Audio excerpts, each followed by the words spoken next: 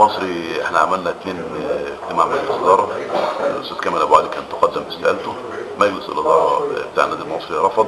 انا الحقيقه بشرف على مجلس الاداره، لما بيكون موجود بحضر نقاشاته معايا واشوف الناس بتتداول الموضوع ازاي.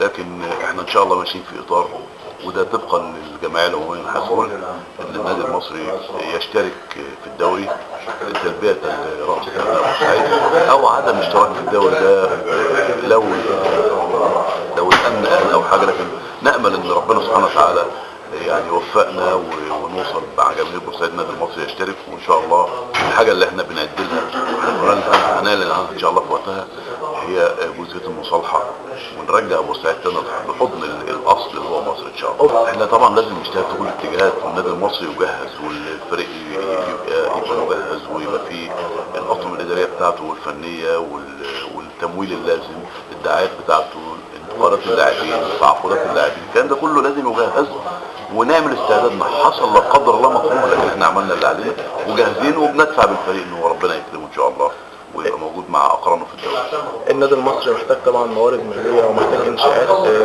يعني بالتحتيه كاستاد جديد. حضرتك الحاجات دي اكيد طبعا بتشغل بالك.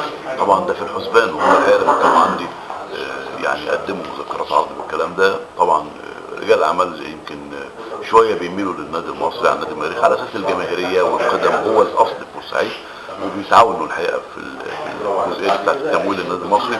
ما اعتقدش ان حد ابدا هيبخل على النادي المصري اللي هو معشوق بورسعيد الاول انه يعاونه او يمد ايده لما النادي يكون. حاليا بعد العيد ان شاء الله حضرتك هتوالي الاشراف على تجهيز فريق النادي المصري. ولازم هوصل الملعب مره واثنين واشوفهم وهو بيتدربهم واشجعهم، لان انا يعني زي ايام بحب بورسعيد، بحب النادي المصري وبحب نادي المريخ، وده شيء في دمنا كلنا.